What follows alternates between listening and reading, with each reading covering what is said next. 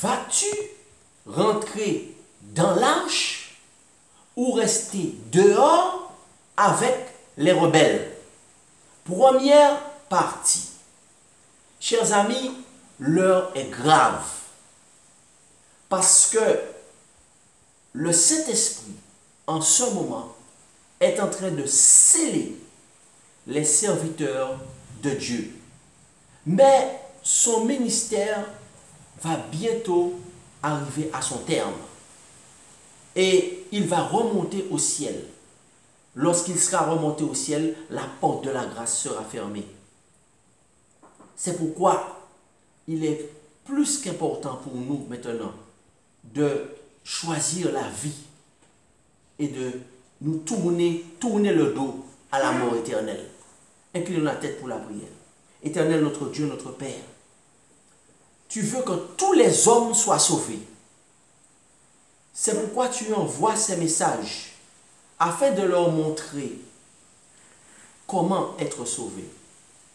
Seigneur, ouvre notre intelligence par ton Saint-Esprit et parle-nous aujourd'hui.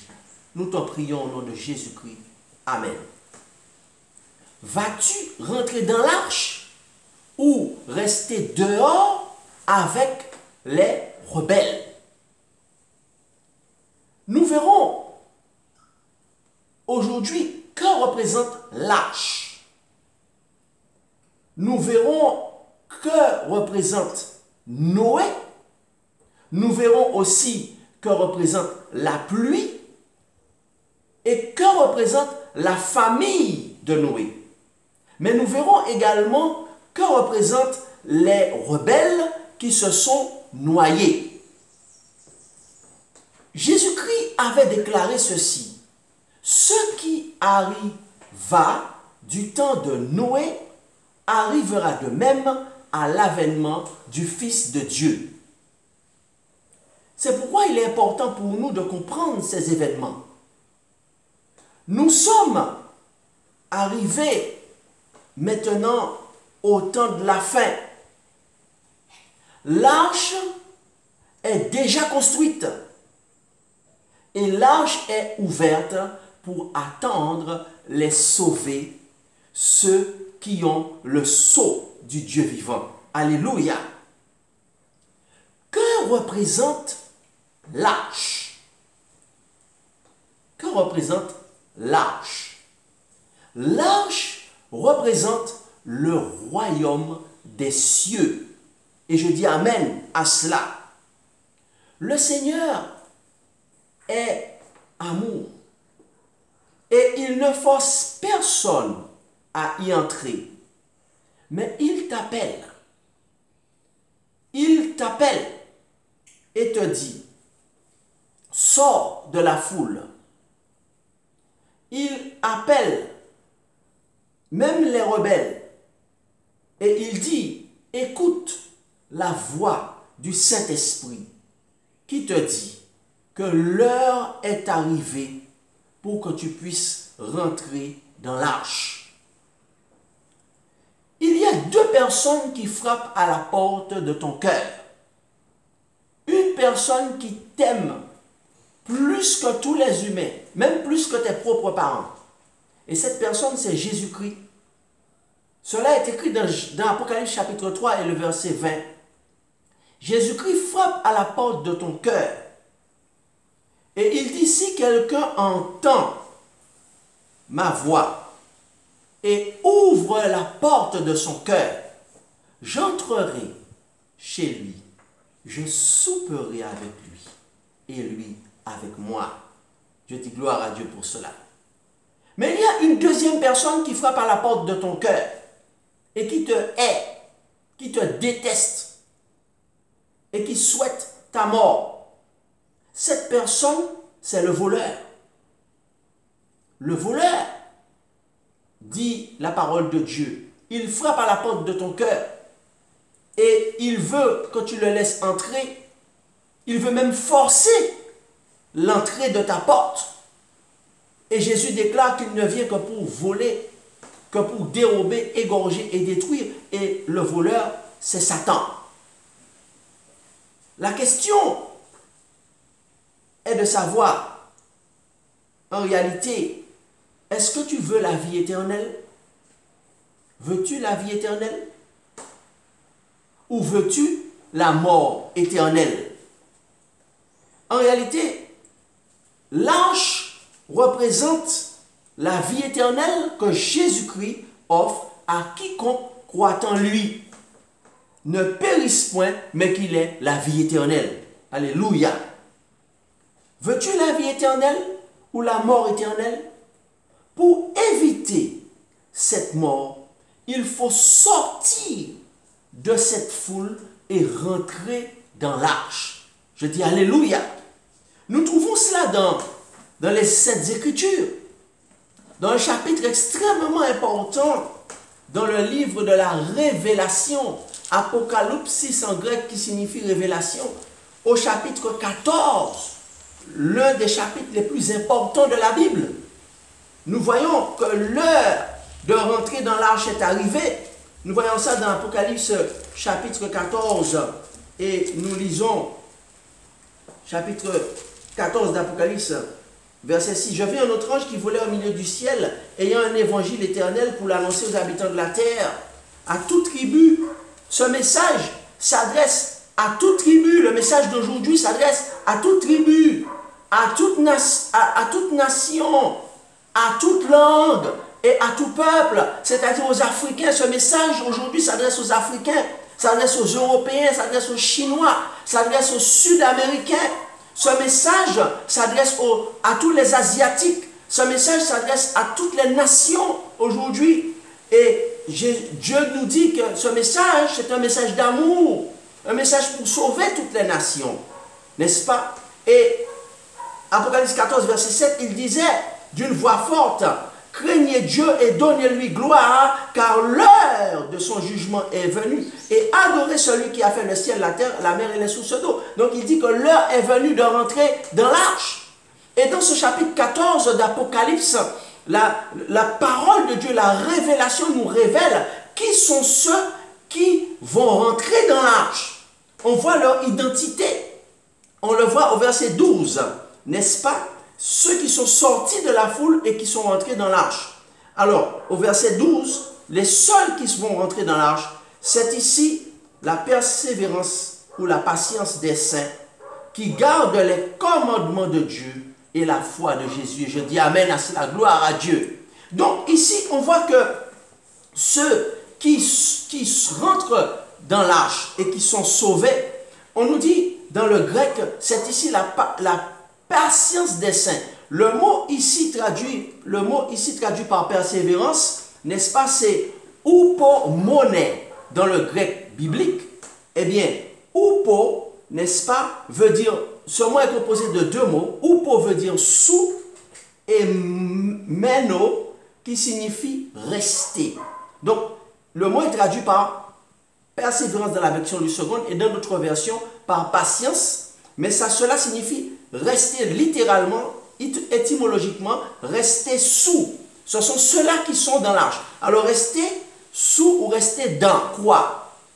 C'est ici la patience de ceux qui restent sous la sanctification, ceux qui restent dans la sainteté. Donc, ceux qui rentrent dans l'arche, ce sont ceux qui ont compris qu'ils doivent upomone en grec, c'est-à-dire rester sous la sainteté ou rester dans la sainteté. Je dis amen à cela. Et le mot saint, ici, la patience des saints, en grec, c'est agios. Que signifie agios dans le dictionnaire biblique? Agios signifie saint. Alors, je cite le dictionnaire biblique de Zodiates. Le dictionnaire dit, les saints, ce sont ceux qui sont mis à part. Donc, ils sont sortis de la foule, ils sont à part. Ils ne sont pas dans la masse, mis à part.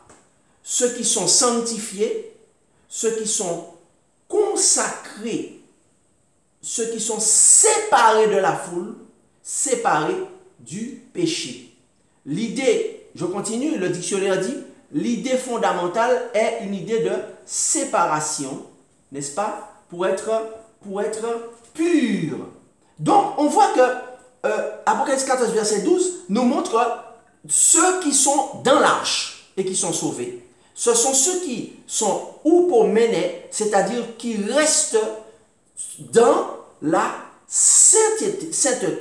Ça veut dire qu'ils sont à part, n'est-ce pas? Ils sont un restant, n'est-ce pas? On voit plus loin dans le verset, n'est-ce pas? Que c'est un restant, n'est-ce pas?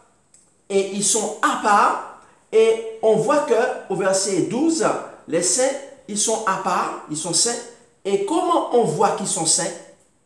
Eh bien, Apocalypse 14, 12, ils gardent tous les commandements de Dieu, pas seulement le décalogue, les 10, mais tous les commandements de Dieu qui sont relatifs à la sainteté, n'est-ce pas? Il n'y en a pas que 10, il y en a d'autres. Et ils ont la foi de Jésus. Voilà l'identité de ceux qui sont dans l'arche, n'est-ce pas? Maintenant, Dieu a toujours, durant l'histoire de l'humanité, montré à l'homme comment être dans le royaume des cieux ou comment être dans l'arche, comment être sauvé. Dès la Genèse, dès la création, lorsque Dieu te dit, le Seigneur te dit ceci: lorsque j'ai créé Adam et Ève, je les ai mis dans l'arche, c'est-à-dire dans le jardin qui représente mon royaume. Tant qu'ils étaient dans le jardin, qui représente aussi l'arche, ils étaient protégés de la maladie et de la mort éternelle. Mais ils ont préféré écouter la bête qui leur a proposé une vie de mensonge loin de moi. Lorsqu'ils ont obéi à la bête, c'est-à-dire à Satan, plutôt qu'à moi, Dieu te dit, je les ai mis dehors de mon royaume. Et comme dehors, il y a des pleurs et des grincements de dents, alors ils ont tout de suite reçu la marque de la bête, qui représente la marque de la rébellion contre Dieu. Ils ont reçu la marque de la bête puisqu'ils ont désobéi à Dieu. Et quelle a été la conséquence? Quelles ont été les conséquences? Eh bien, alors qu'ils avaient l'Esprit de Dieu en eux, l'Esprit de Dieu a été chassé par leur rébellion, ils ont reçu la marque de la bête, et l'Esprit de Dieu, comme la nature a horreur du vide, vous connaissez l'histoire du verre à moitié vide et à moitié plein, eh bien, l'Esprit de Dieu qui est sorti d'eux a été remplacé par un esprit de mort, par l'Esprit de mort qui est rentré en eux, et les conséquences ont continué avec leur fils Abel, ils ont perdu leur fils Abel, et Caïn, leur fils aîné, est devenu un meurtrier. Vous voyez tout ce qui se passe quand on prend la marque de la bête. Et par la suite, ils sont morts parce que s'ils étaient restés, n'est-ce pas, dans mon jardin, ils n'auraient pas connu tant de souffrances, te dit l'Éternel. Maintenant, il faut comprendre ce que Dieu dit lorsqu'il a créé Adam et Ève. En réalité, eh bien, lorsqu'il a créé Adam et Ève, il leur a donné un jardin magnifique, avec de la nourriture en abondance. Il leur a donné la joie, il leur a donné des cadeaux innombrables. Cependant, il fallait que Dieu les place devant un choix afin qu'ils puissent réussir un test qui s'appelle le test d'amour pour évaluer leur amour pour Dieu. Et pour que Satan puisse voir qu'ils avaient choisi Dieu et ils n'avaient pas choisi Satan, ils n'avaient pas choisi la bête. Donc Dieu place à toutes les époques de l'humanité chaque être humain devant un test. Un test pour prouver son amour, pour évaluer son amour pour Dieu. Et lorsqu'il s'agissait d'Adam et Ève, le test, Dieu les a placés devant un choix. Le choix, c'était d'obéir, après avoir reçu tant d'amour, obéir par amour au commandement de Dieu qui consistait à vous ne mangerez pas, vous allez manger de tous les arbres que vous voulez, il n'y a pas de problème, c'est tout est pour vous, mais vous ne mangerez pas de l'arbre, du fruit de l'arbre de la connaissance du bien et du mal, parce que ce seul arbre-là, c'est le test. Le jour où vous en mangerez, vous allez mourir. Et le deuxième choix était, n'est-ce pas, vous avez le choix de faire passer l'appétit. C'est un test d'amour. Faire passer l'appétit, faire passer la nourriture, faire passer le confort, n'est-ce pas, avant votre amour pour Dieu. Et c'est pourquoi on voit que la femme, quand elle est devant l'arbre de la connaissance du bien et du mal, la Genèse, la Bible dit qu'elle vit que le fruit était agréable à la vue, il avait une belle apparence, n'est-ce pas? Et qu'il avait l'air vraiment bon. Donc, le fruit était d'une très belle apparence. Donc, il s'agissait, n'est-ce pas, de tests sur l'appétit. Malheureusement, Ève a fait passer son appétit, donc son ventre, n'est-ce pas, son confort, et également son désir d'être comme Dieu, n'est-ce pas, avant l'amour qu'elle avait pour son Créateur, parce qu'elle aimait son Créateur. Adam, lui, a échoué au test. Il ne s'agit pas, c'est pas seulement de l'appétit, mais Adam, lui, il a été séduit par sa femme. Il a préféré, n'est-ce pas, garder cette belle créature très séduisante. Il l'a fait passer, sa femme, cette créature séduisante, avant l'amour qu'il avait pour son Créateur. Lui n'a pas échoué au test pour les mêmes raisons. Quoi qu'il en soit, ils ont tous les deux reçu la marque de la bête, c'est-à-dire la marque réservée aux rebelles. Et la preuve qu'ils ont reçu la marque de la bête, c'est que cette marque de rébellion contre Dieu, c'est que l'esprit de mort est rentré sur eux et ils sont devenus mortels. Ainsi, on voit que la marque de la bête n'est pas uniquement dans le futur. La marque de la... Et d'ailleurs, Satan, n'est-ce pas, a mis en place une grande séduction pour les êtres humains et particulièrement pour les chrétiens, en essayant de leur faire croire que la marque de la bête est un événement futur. Pourtant, la Bible, la parole de Dieu nous dit que Dieu, à toutes les époques, et Dieu, pour tous les êtres humains, les place devant ce test d'amour ou ce test de loyauté. La marque de la bête qu'ils ont reçue était la mort. Et Jésus est venu donner sa vie pour l'humanité afin que par sa résurrection, il anéantisse la mort, afin de donner par le Saint-Esprit à celui qui croira et qui acceptera Jésus le sceau de Dieu qui est la vie éternelle, car celui qui croit en moi, dit Jésus dans Jean chapitre 11, ne mourra jamais. Je dis amen à cela. Eh bien, en réalité, pourquoi Dieu a-t-il laissé ce test? Parce que si Dieu n'avait pas laissé ce test pour Adam et Ève, et n'avait pas placé ce test devant chaque être humain, aujourd'hui chacun d'entre nous est placé devant ce test, eh bien, pour montrer notre amour, eh bien,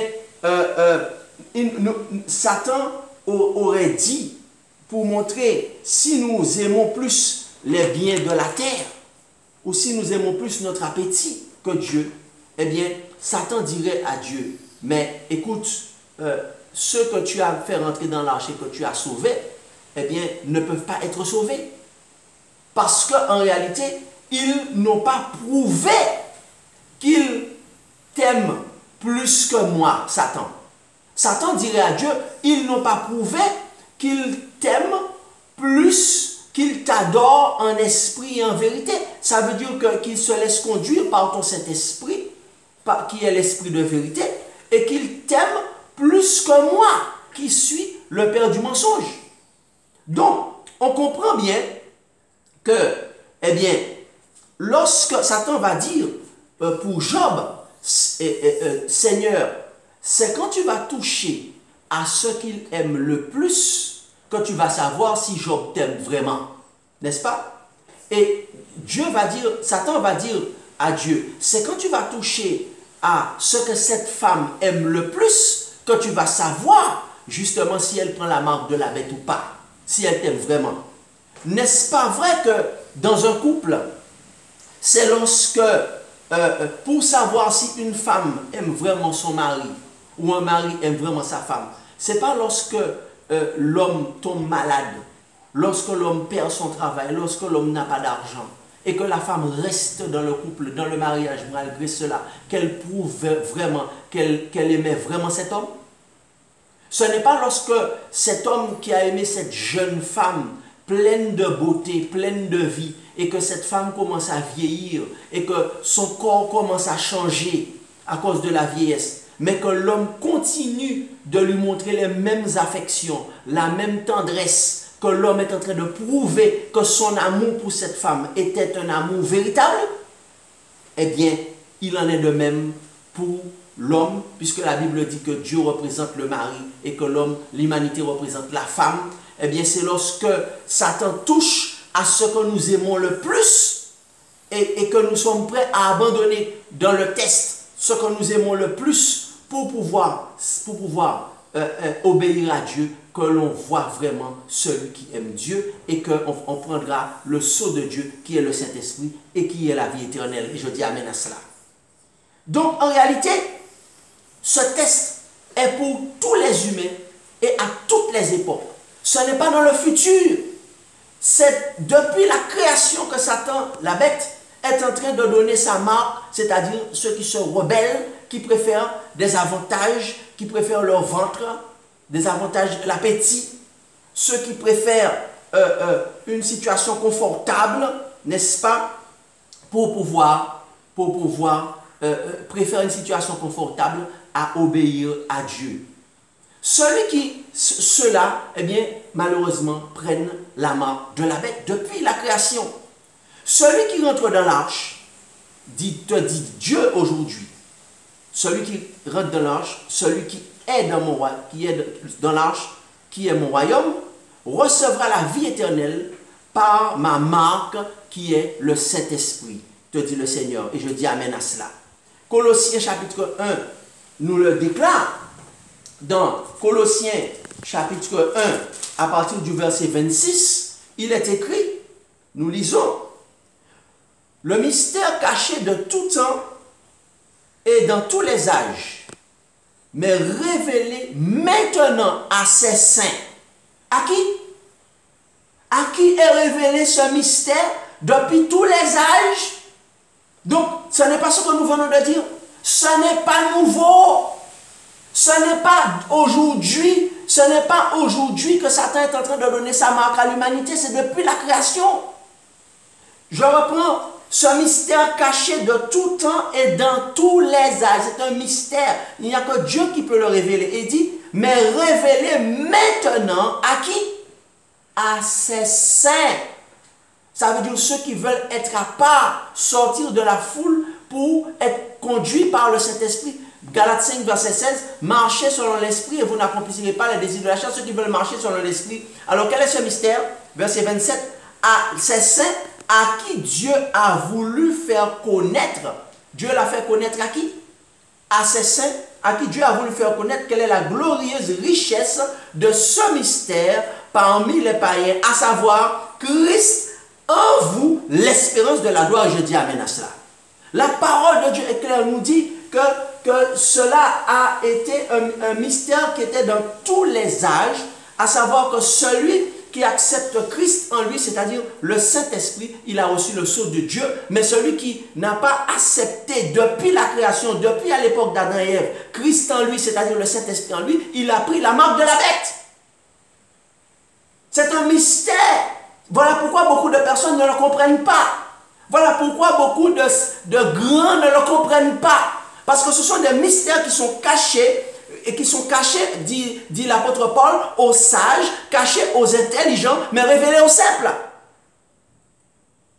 Révélés aux saints, et je dis amen à cela.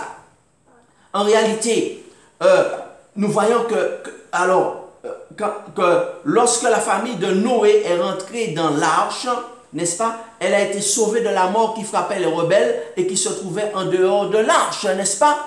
Alors, à l'époque de Noé, le même choix a été présenté à la famille de Noé. Et le même choix a été présenté à l'humanité, n'est-ce pas? Nous voyons dans Genèse chapitre 6 que ce choix de recevoir le Saint-Esprit ou de recevoir la marque de la bête, c'est-à-dire la rébellion, la marque de la bête c'est la rébellion, n'est-ce pas, de Satan, a été présenté aussi aux antédiluviens, aux hommes avant le déluge. Genèse 6, nous lisons verset 3. Alors l'Éternel dit, mon esprit ne restera pas toujours dans l'homme. Christ en moi, l'espérance de la gloire. Mon esprit ne restera pas toujours dans l'homme. Car l'homme n'est que chair et ses jours seront de 120 ans. N'est-ce pas? Donc, nous voyons que Dieu a déclaré, n'est-ce pas, à Noé que, eh bien, puisque les hommes à l'époque du déluge faisaient de plus en plus le mal, avant le déluge, n'est-ce pas, à l'époque de Noé, eh bien, qu'est-ce qui s'est passé à l'époque de Noé? Dieu a dit qu'il va placer un choix devant les hommes, et ce choix, c'est deux options. Soit vous allez laisser la foule et suivre l'exemple de Noé, qui est un saint homme, c'est-à-dire mettre de côté le péché, vous séparer de la foule, séparer du péché, respecter les commandements de Dieu, y compris ceux qui sont relatifs à la sainteté, à la sanctification, c'est-à-dire sur la manière de manger, la manière de vivre, la manière d'adorer Dieu, la manière de se vêtir pour adorer Dieu, la manière de se présenter dans la présence de Dieu. Tout cela, ce sont des commandements de la sainteté que Dieu a donnés à l'homme et à Noé.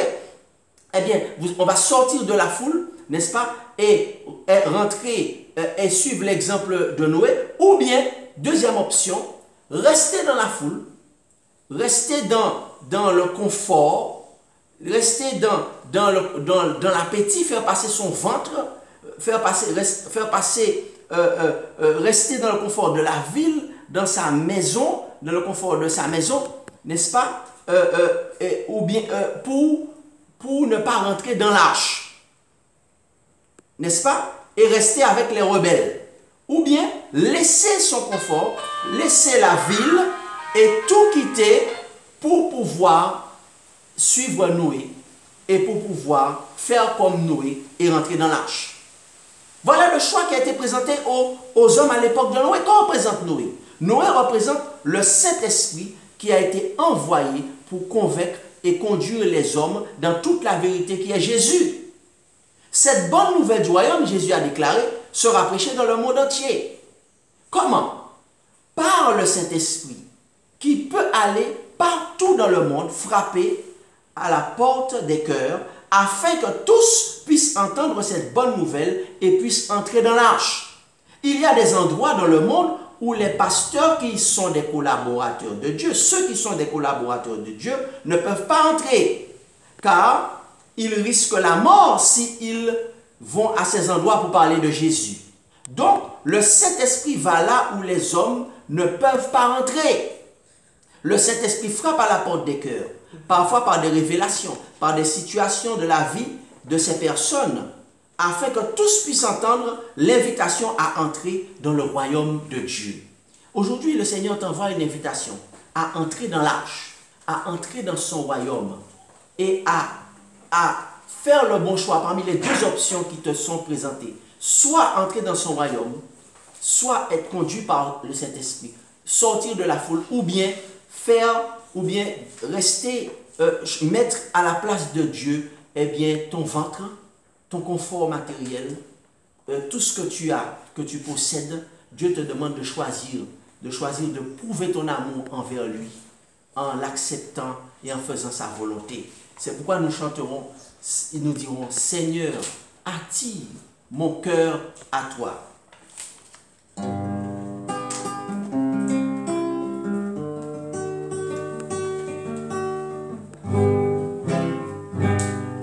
Seigneur,